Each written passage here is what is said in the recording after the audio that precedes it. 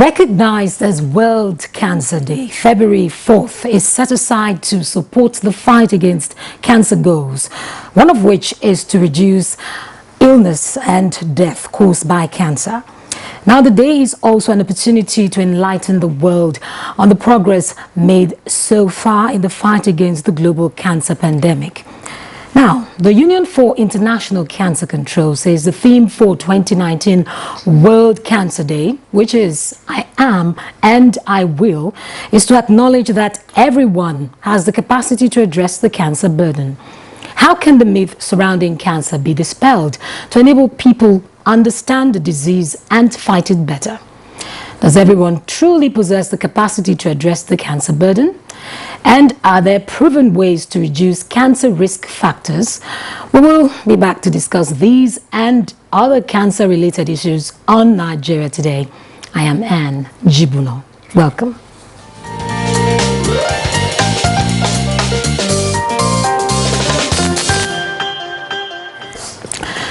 Now, joining us in the studio to discuss World Cancer Day, understanding cancer and its related issues, is Dr. Bello Abubakar. He is an oncologist and he works with the National Hospital here in Abuja and is of the Department of Oncology and Radiology. Thanks for joining us. Radiotherapy, thanks for joining us. Thank you for having me. Cancer is often described as a killer disease. Is this a myth or is it a fact? Well, it is both. But in the real sense, cancer is not a death sentence if it is detected early. It is only a death sentence when it is detected very late and nothing is being done to treat it. So there are diseases, there are cancers that even though they are detected late, there is still the chance of getting cured. You know, for example, you talk of prostate cancer. Prostate cancer in men is a slow-growing, indolent disease. While we know that about 86% of our patients present very late because we don't have national screening program and people don't go to the hospital to screen themselves, and it is not part of the usual medical examinations, so they present quite late. But even at that, once you get the right treatment, you can live with your disease for as long as 10, 20, 30, even 40 years. So yes, there are those that are death sentence, but there are those that are not really death sentence. But in totality, cancer is not a death sentence, especially when it's detected early. Now, can you tell us, in your line of work, what are these myths that people you come across, have about cancer? Okay, so there are quite a number, and a lot of them are related to the geographical area and the cultural background of the patients. Take for instance in the north. A lot of people think that when you have cancer, what is called ciwon daji, you should not go to the hospital, that it doesn't like injection. Now once you take injection, you're gonna die. So that's a myth. Okay, and a lot of people actually stay at home until it is really, really late. Then the family will decide to take the patient to the hospital. That's one of them. The other thing that in some part of the countries, as a myth is that people think it's an affliction. That somebody, maybe your neighbor, you have committed something against him and he does some kind of voodoo for you and then you develop cancer. Some think it's a spiritual attack and they end up staying with the spiritualists, they end up going to prayer houses, and in fact some churches have what they call healing school where they keep patients for a very long time. And that's a myth. We believe that yes, you can believe in God, you have faith and so on, but cancer is an organic disease and should be treated organically. How about red meat? Where does that come in? Red meat, well, that's also a myth, but you know, when you look at lifestyle changes, you know, red meat and obesity sometimes go hand in hand, and obesity is one of the risk factors for the development of prostate cancer, breast cancer especially. So red meat, yes, people say that it's implicated, but it's basically as a result of the obesity that you develop when you take excessive meat. So that's also a myth in a way. Okay. But when you look at other things like cigarette smoke, you know, it's not a myth. It's very clear that yes, people that smoke for a very long time will develop lung cancers, okay, and cervical cancer and even breast cancer. So those are things that are evidence-based. There are researches conducted and have been validated that yes, they can actually develop those cancers.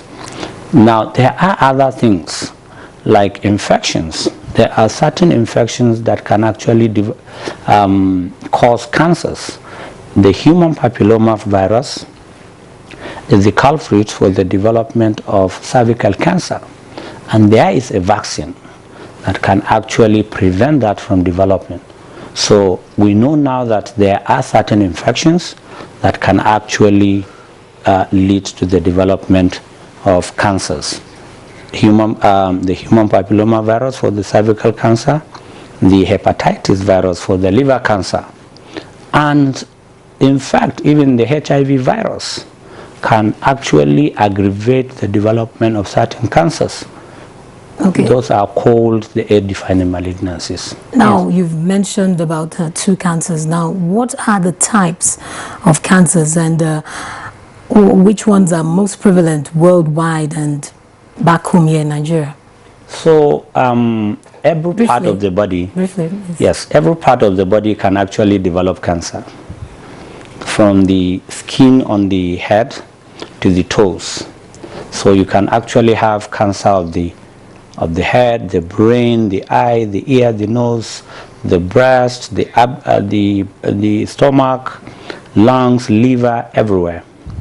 But the prevailing ones are in female breast cancer and cervical cancer, while the #1 cancer in men is prostate cancer.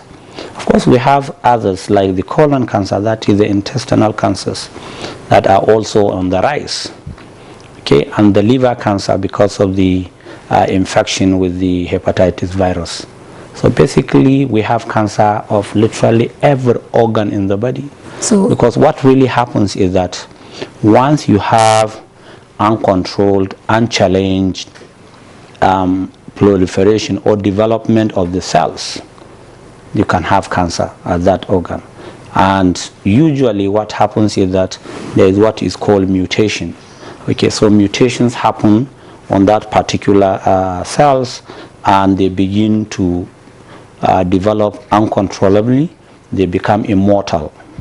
Okay, and that's where you have what is called cancer. So they are immortal cells. In your work, which is most prevalent in Nigeria? Breast cancer, cervical cancer, prostate cancer.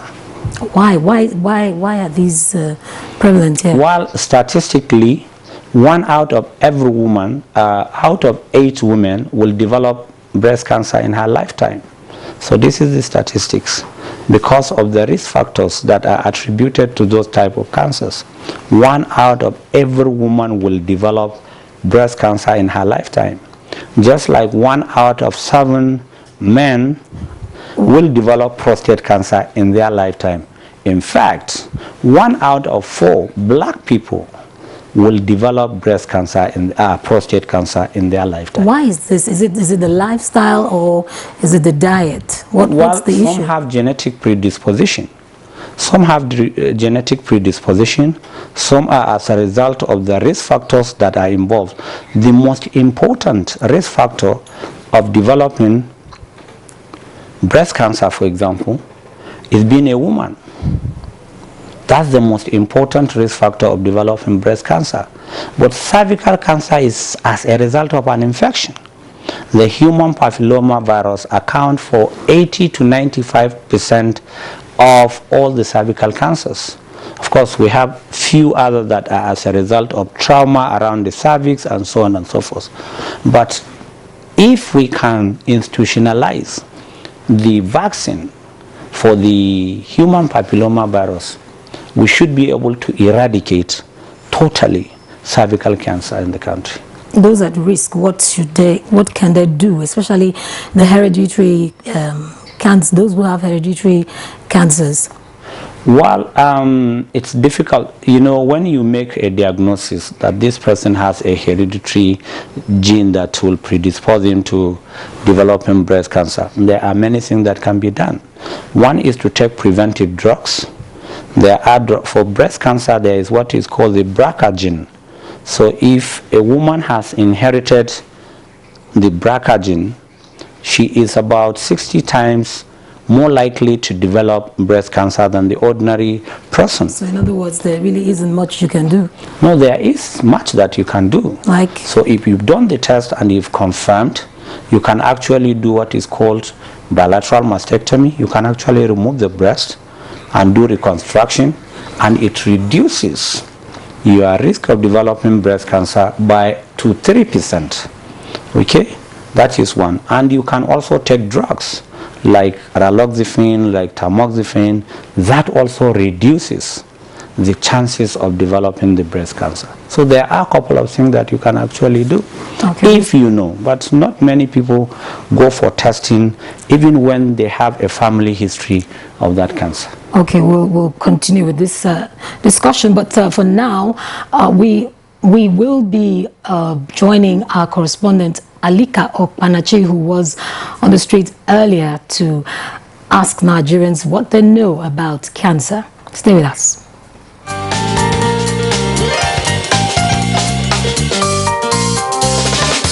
Cancer is just any growth within the body, and it's something that is very damaging to the body. So it can be lung cancer, prostate cancer, and some other type of cancers like that. It affects every part of the body if it is not properly taken care of. I know it's a very deadly disease, and a lot of people are not aware about it. Unfortunately, I even lost my mom to breast cancer this year, 5th January. So if government can come out to assist, it's very, very expensive, because I took her to Kwara State Teaching Hospital more than 15 times. Unfortunately, there's no solution to it. They say cancer is heritage, but these days we come and see that some process they bring cancer according to the doctor, and they are telling people eat this, not eat this, because of the condition of cancer is coming. Some people say when you cook, smoke, will bring cancer. I don't understand. Sometimes many things they talk about it, but I never experienced it. Some lifestyles, like excessive drinking, excessive smoking, and exposing to some toxic materials. Breast cancer is the most common that I would really advise every lady out there to go for screening, to check themselves. You understand? Because it's the most common. I have never gone for testing before. I feel I'm okay. I don't have any problem with my health. So I feel there's no need going for a test.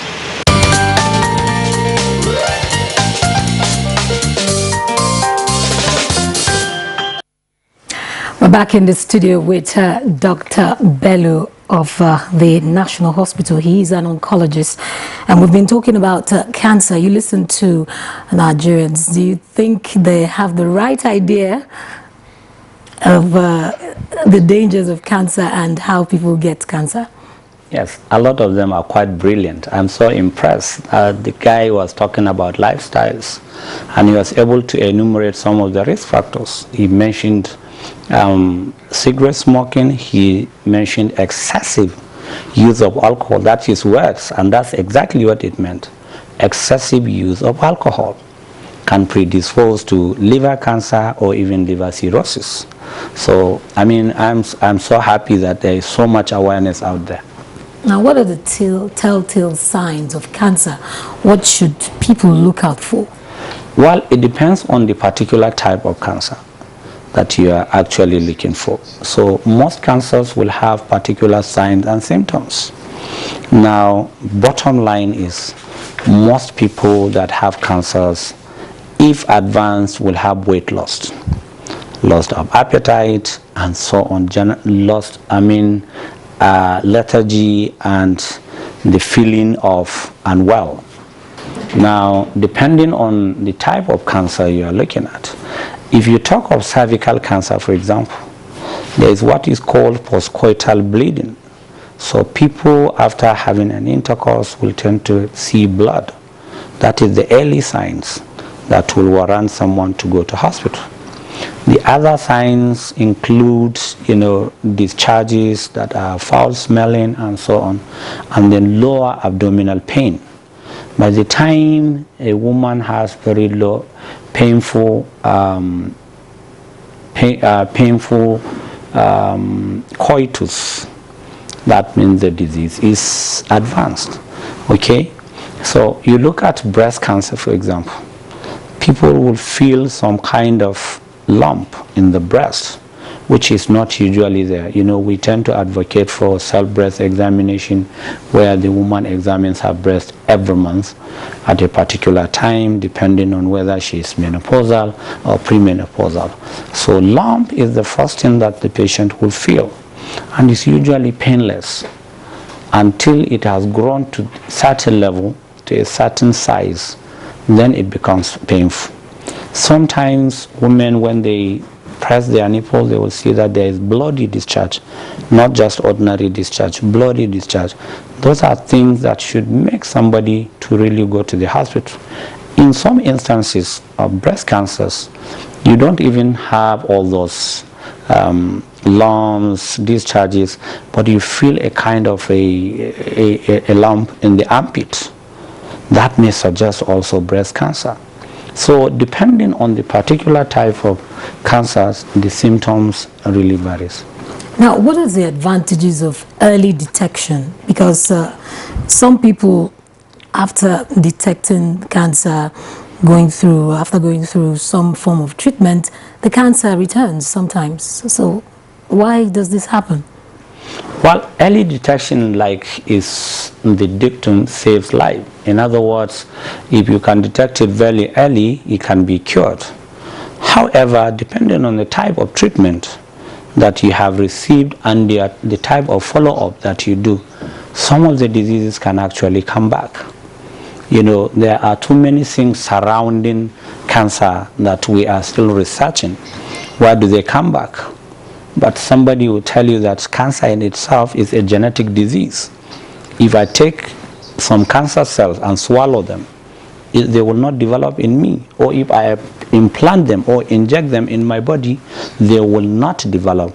So there must be that enabling environment in the body that causes that mutation, that genetic change, before the cancer will develop. So there are so many things surrounding it, and that's why you don't know when somebody will have recurrence and the person that will not have recurrence. So these are things that researchers are looking into, and very soon we'll have answers. Now let's talk about survival stories. You've heard many survival stories. How high or low are the number of the survivors compared to the deaths? Unfortunately, in our environment, the number of deaths way supersede the number of survivors. And that is not unconnected with so many of the factors that we see in our environment, one of which is even the awareness in the first place. People don't present early. I mentioned that 86% of people present very late. The other thing is that even the diagnosis in itself, a lot of people go round and round and round for many months before a diagnosis is made.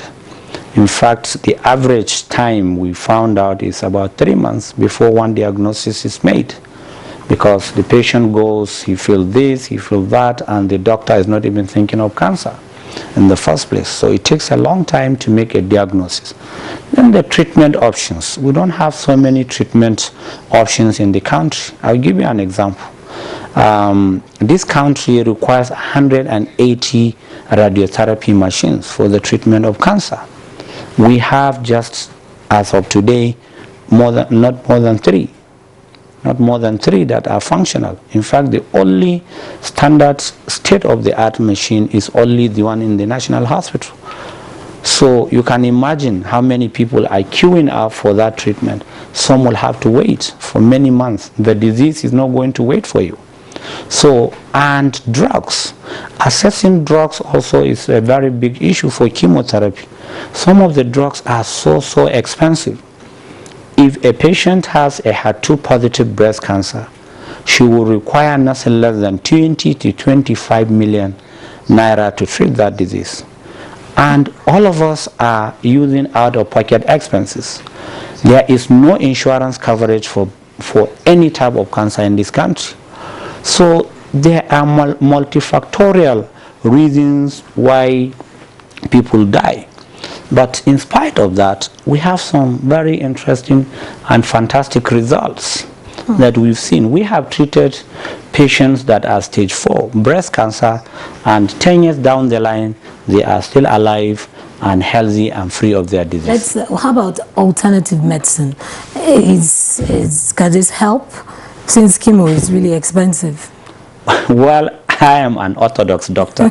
Believe me, I'm not so conversant about alternative medicine because, you know, I realize that it is so prevalent in our country because of the level of poverty.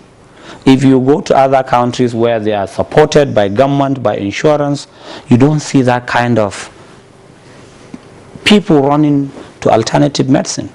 I do not know, because sometimes I keep asking them, what is the dose, what is the side effects, and so on and so forth. They have one magic bullet that treats everything. And that is my question. If we can standardize it, of course, knowledge, is out there. Let us find out that if we have alternative medicine, why not? Now, who is more at risk, men or women? Just say that again. Who is more at risk of contracting cancer, men or women? Well, I mentioned that there are two most important cancers in women, that is cervical cancer and breast cancer. And in men is prostate cancer only. So in Nigeria, who is more at risk? So women tend to have breast cancer as well as cervical cancer. If you come to my clinic, 80% of the patients that I see are mostly women. Okay, so in other words, women are more. What's your last word, very briefly, 30 seconds, for our viewers on preventing cancer? Yes. People should make concerted efforts to go for medical checkup, and women should make it a point to do self-breast examination and pap smear. That will save their lives. If we can reduce the incidence of breast cancer and cervical cancer alone, we would have been reducing the cancer burden in this country by 50%. Thank you very much for joining us today on the program. Dr. Bello Abubakar is an oncologist at the National Hospital, Department of Oncology and Radiography. Thanks for joining us. Thank you for having me. And that's all we have time for on the program. I would like to remind you to go online and visit our website, our online page, that is www.youtube.com/NTA News 24 Hub to watch this episode and other NTA News 24 programs. I am JIBUNOH. Thank you for watching Nigeria Today.